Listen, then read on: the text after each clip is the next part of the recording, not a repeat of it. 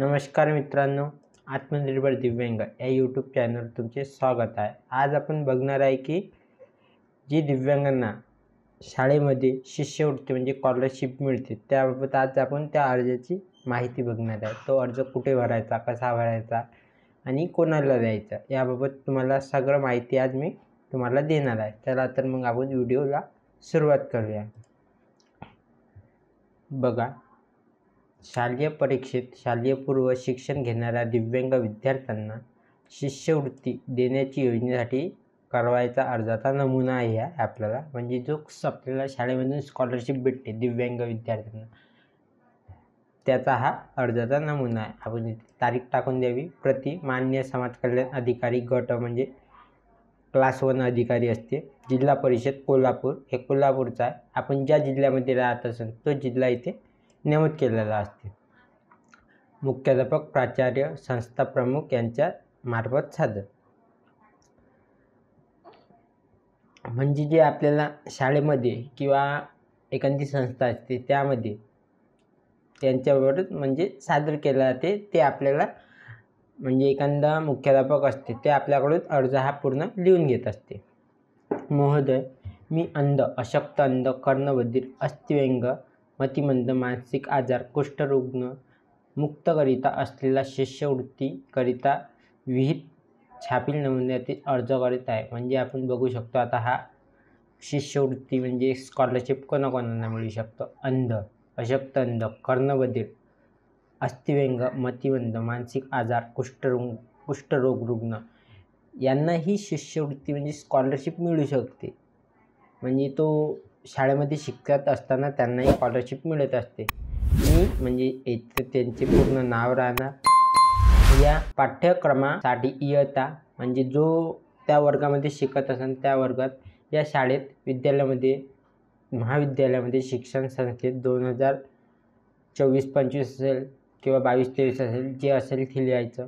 या शैक्षणिक वर्षात प्रवेश घेतला आहे। मला शिष्यवृत्ती देण्यात आल्यास तिचा प्रदानासंबंधीच्या नियमाचे पालन करण्याची मी कबुली करतो। म्हणजे आपल्याला जी शिष्यवृत्ती म्हणजे स्कॉलरशिप देणार आहे त्यामध्ये जे जे अटी आहेत त्यांचे मी पूर्णपणे पालन करीन बा।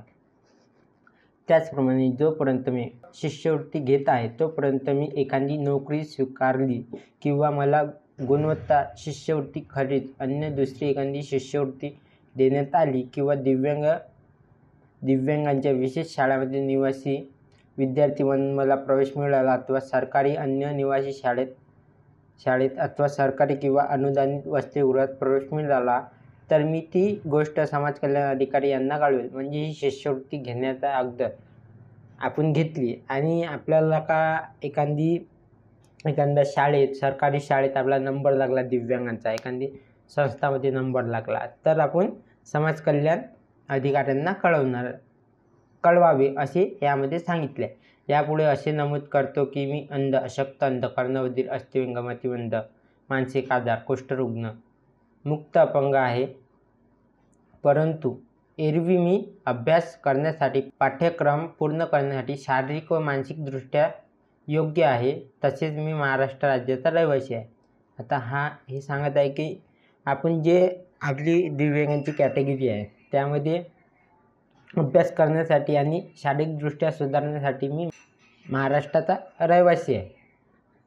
आता आपण अर्जाचा नमुना बघूया। परिशिष्ट अ आपण सन इथे टाकून द्यायचा जो पद असेल तो। शालेय पूर्व शिक्षण घेणाऱ्या दिव्यांग विद्यार्थ्यांना शिष्यवृत्ती या योजनेसाठी नवीन अर्जदाराने करावयाचे अर्जाचा नमुना। अर्जदाराच्या दिव्यांगाचे प्रकार। अर्जदाराचा कोणता दिव्यांग आहे? अशक्त, अंध आहे का, अंध आहे, कर्णबधिर आहे, अस्थिव्यंग आहे की मतिमंद आहे, मानसिक आजार आहे की कुष्ठरोग आहे। ज्या दिव्यांग असेल त्यामध्ये आता मी समजा अस्थिव्यंग आहे तर अस्थिव्यंगावर टिक करणार। तसेच दिव्यांगांची टक्केवारी तुम्हाला किती आहे? इथे आपल्याला दिव्यांगांची टक्केवारी 40च्या वर पाहिजे। त्याला जितके टक्केवारी असेल तेवढे टक्केवारी इथे त्यांनी लिहून द्यावी, 40% वर। अर्जदाराचे नाव, वडिलांचे नाव आणि पूर्ण नाव आडनावासह लिहायचे। इथे पूर्ण नाव लिहायचे अर्जदाराचे, त्याचे पहिले नाव, त्याच्या वडिलांचे नाव आणि सरनेम इथे पूर्ण लिहायचे। अर्जदाराची जन्मतारीख इथे पूर्ण लिहायची। अर्जदाराची जे पण जन्मतारीख आहे पूर्ण लिहायची। अर्जदाराची जात व धर्म, इथे जात आणि धर्म लिहून द्यायचा. SC ST OBC जो पण असेल तो इथे जात धर्म लिहून टाका. अर्जदार संपूर्ण पत्ता, अर्जदार आता गावामध्ये राहत असेल तर मुक्काम पोस्ट तालुका जिल्हा इथे पूर्ण लिहायचा.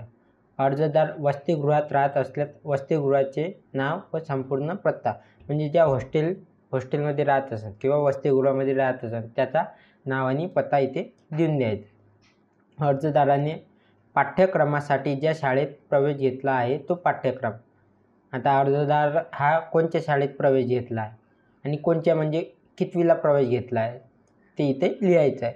पाठ्यक्रमाची कालावधी व प्रवेश दिनांक, आपल्याला त्या पाठ्यक्रमांकाची कालावधी आणि प्रवेश दिनांक इथे लिहून द्यायचा. पाठ्यक्रमासाठी ज्या शाळेत प्रवेश घेतला आहे त्या शाळा किंवा विद्यालयाचे संपूर्ण नाव, शाळेचे आणि किंवा तुम्ही विद्यालय महाविद्यालयामध्ये असेल त्याचे इथे पूर्ण नाव. अर्जदाराने आपली शेवटची परीक्षा जिथून उत्तीर्ण केली आहे त्या शाळेचे पूर्ण नाव, म्हणजे आता तुम्ही ज्या शाळेतून लास्टमधली परीक्षा उत्तीर्ण केली असेल त्या शाळेचे इथे नाव लिहून द्यायचे आहे. मागील वर्षात परीक्षा उत्तीर्ण झाला आहे ते वर्ष व परीक्षा आहे.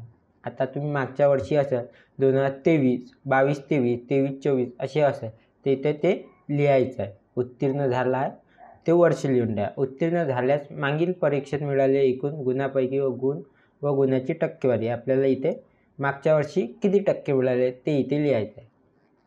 गुणवत्ता शिष्यवृत्ती खेरीज एखादी दुसरी शिष्यवृत्ती, पाठ्यवृत्ती किंवा सवलत मिळत असल्यास त्यांचा तपशील द्यावा. आपल्याला एखादी ही सवलत सोडून अजून एखादी दुसरी स्कॉलरशिप किंवा शाळेमधून स्कॉलरशिप मिळत आहे त्याचा पण इथे आपल्याला म्हणजे इथे तपशील द्यावे लागेल, लिहायला लागेल की आपण कोणती स्कॉलरशिप घेतली आहे. अर्जदाराच्या आईवडिलाचे किंवा पालकाचे संपूर्ण नाव व सध्याचा पत्ता, म्हणजे जो अर्ज करत आहे त्याचे इथं नाव राहणार, त्याच्या आईवडिलाचे नाव राहणार आणि त्याच्या आईवडिलाचा इथं संपूर्ण पत्ता राहणार. अर्जदाराच्या आईवडिलाचे किंवा पालकाचे कायमचा राहण्याचा ठिकाणाचा पत्ता राहणार, त्याचे आईवडील कुठं राहतात त्याच्या आईवडिलाचा इथं कायमचा पत्ता लिहायचा आहे. पालकाचा व्यवसाय कोणता करते, पालक व्यवसाय शेती करते की आणखी कोणतं काम करते इथे लिहून टाकायचं आहे. अर्जदाराचे नाते, आता वडील असू शकते, आई असू शकते, जे पण तुम्हाला इथे द्यायचं आहे ते, आणि इथे तारीख लिहून द्यायची आहे आणि इथे विद्यार्थ्याची सही करून द्यायची आहे. हा फॉर्म घेऊन आपल्याला आपल्या प्रिन्सिपलकडे किंवा मुख्याध्यापकाकडे सरांकडे द्यायचं आहे. ते आपले सर समाज कल्याण अधिकाऱ्याकडे देणार आहे. आजची माहिती मित्रांनो तुम्हाला कशी वाटली कमेंट करून नक्की कळवा आणि असेच व्हिडिओ पाहण्यासाठी तुम्ही आमच्या चॅनलला लाईक, शेअर आणि सबस्क्राईब करा. धन्यवाद.